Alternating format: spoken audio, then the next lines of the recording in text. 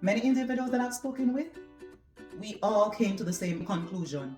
There is an unspoken hope that migrants are expected to be at the bottom of the barrel all the time, doing the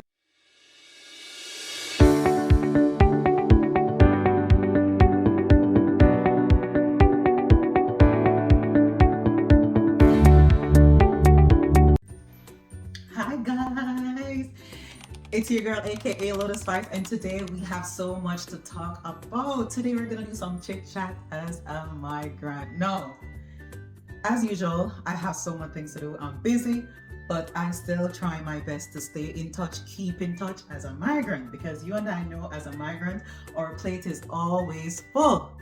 But I make it my point of duty to keep in touch, right?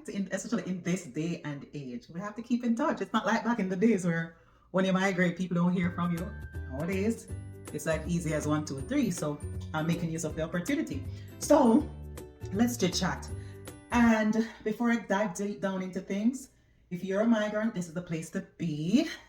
This is the place to be. Into things, I want to say thanks to all my subscribers, to my visitors, thanks for stopping by, and to my new subscribers, thank you for joining. Now, I've spoken to so many migrants from time to time, and I want to tell you that these are some things that you must know as a migrant, because as we spoke, and I'm fortunate to speak with them and share. Sometimes they tell me their experience, what they're feeling, and even sometimes they're just asking for advice or just my feedback, right? And one of the things that I seem to get from many is that a lot of time as a migrant, it's as if there's an unspoken term. And when I say unspoken term, let's talk about what I mean. Now, let me know if you're a migrant, and when you migrate, do you normally have the luxury of feeling as if you can get whatever job opportunity or job role there is offered, especially when it is to elevate? Now, after speaking to many individuals, the notion is that there's an unspoken word. And when I say unspoken word, it is as if as a migrant, you're always expected to be at the bottom of the barrel. Now, drop a comment and tell me if I'm wrong. But I've spoken with so many individuals, and they tell me how hard they work, and sometimes for hours. Sometimes they even go back to school, and sometimes they still do not get what they want. Now, tell me, have you experienced such or feel that way? So, why many individuals that I've spoken to think that there's an unspoken code that migrants should always stay at the bottom, and if they should ever elevate in whatever job role or job market, then it should be probably after many years, like we've seen many of our foreparents or grandparents. And when I speak to them, it's like they're telling me that back in those days, our grandparents, they would come up, they would migrate, or great grand, whatever it is, and they would stay because there was a much opportunity to grow. You know what I mean? It's like you always can find migrants are known to be always doing the menial tasks. But when it comes on to managerial, when it comes on to leadership, rest assured, you'll never see much of a migrant individual in those areas.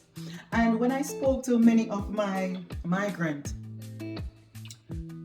associates, they get the same notion, because they'll say that, sometimes they even try to get some of these roles and function, and they just feel like either they're thought of as not qualified or ill prepared. And even if they do get the post, sometimes they're saying that they feel as if they're not supported, in contrast to their other counterparts who may find themselves as a European who is probably second or third generation of a European, right? So my individuals, especially from the minority group, they do not feel welcome. The support for them to succeed oftentimes is not there. But when compared to other groups, there's a mass difference and a significant difference of effort. Now, you tell me, drop a comment below. And I must say, but this is what I have to say with those of you, even myself, please, whenever you migrate, or even no matter what job, whether migration, whether it's in your homeland, always seek out something for yourself from these organizations. You can't go wrong. Because, for example, myself, I remember when I was in Jamaica back home, right? And as a new graduate nurse, The organization that I started out working, I gave them 10 years, yes. And that was the organization I spent most of my nursing years, yes, before I migrated here to the US. And I told myself that I would not leave until I get a specialty. Yep, right? And I told myself that after this, that's when, and I give them back their time, which oftentimes it's roughly 2 years, that's when thereafter I will attempt to move on. But I need something, because what normally happens is that many of these organizations sponsor you in doing a special course or a specialty. They sponsor you, right? And oftentimes you don't have to pay out of pocket, right? You may feel it in your salary because you're now a student and trying to work, and you may not get the same salary because you're going to miss certain incentives. So salary might be a little bit off. However, the bottom line is you don't have to come out of your pocket oftentimes, right? Because the organization help. And it's the same thing when you migrate to these first world country. Move on, guys, move on, get your certification. I spoke about this in one of my previous videos. The best way to move on and get jobs that matches your experience, your exposure, right, is to get certification. You cannot go wrong. And I know even a lot of times when you get your certification, it is still difficult to get some of these posts, whether managerial, leadership, whatever it is, and not just feel like you're at the bottom of the barrel. Because oftentimes migrants are seen as always the one to do the menial task, the menial jobs, right? And you and I know we have migrants who are very brilliant. They're not just only valuable to do menial tasks or always be at the bottom of the barrel. You have migrants who are great leaders, right? They're great leaders. They set good example and great work ethics. But however, a lot of times, opportunities which are offered to other individuals, a lot of times, you notice that the migrants are bypassed. Now, once again, like I said, move on, guys. You don't have to stay with these companies. Always have a plan. Whenever you go to an organization, always have a plan for your organization, right? To do well for them and fulfill their goals, but make sure you always have your personal goals. And that's what I've always lived by in my professional career. Whichever organization I go, I always seek to take something back. Whether school, whether have them paying off my student loan. If it's not student loan, have them paying my course, whatever it is I study or I feel like I want to study. And I give myself enough time. You have to give yourself enough time. So move on. So when I say move on, you're not just going to jump haphazardly. Oh, you have time to give back, but yet you find yourself move on. No, you give back your time that you're expected to give back. And after you completed your time, your hours that you're expected, that you have signed on and contracted to do, you move on. Even while you're doing these hours to complete them, if they're paying for your school or willing to pay for you to go back to school to get a certification to make you better and even to increase your qualification and credential, rest assured, do it. Do it, guys. Like, you have to think how you can benefit.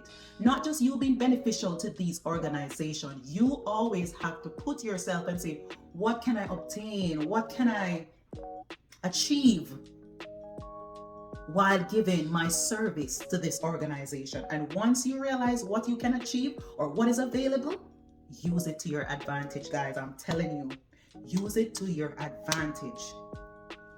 And once you get what you're supposed to get and the time is right, you give back your time. And if you think you can leave even before giving back your time, you're bond. Some may call it bond. You're bonded. If you think you can, some of them may ask you to pay it back. If you think you can pay it back, then do what you gotta do. But if you think it's best, hey, give them 2 years, which oftentimes is a situation, and I don't have to pay out of pocket, out of my salary, while, I have to maintain myself. I have financial obligations. So I rather give back the time, then do just so. Whatever suits you best. Okay? So like I say, guys, many individuals that I've spoken with, we all came to the same conclusion. There is an unspoken code that migrants are expected to be at the bottom of the barrel all the time, doing the menial task, the manual labor, and solely so. That's where their position fits. And sometimes you'll find out that even when you strive to do more or get yourself aligned elsewhere, whether leadership, whether supervisor, management, whatever it is, a lot of times you find yourself getting a push back or lack of support. That doesn't mean you're going to wither up and adjust to those limitations that is being pushed on you. What that tells you is that you do what you need to do, get out or get going. Okay, guys? So rest assured, gone are the days when migrants used to migrate to some of these first world countries, and they were comfortable just being present, not seeking higher roles, higher function. They're just comfortable being present because they're in the first world, and that's where it ends. And they think, oh, as long as I work my butt off, I will be fine. Well, I'm here to tell you, seek for that opportunity too. You're worth it. And don't shrink when you realize you're getting feedback. No, you take this as a sign to do what you need to do, get going, cut ties, whatever it is, and move on. Never let anyone tell you what you are worth. Okay? So that's all I have for you today on our little chit chat, and I'll see you soon. Peace.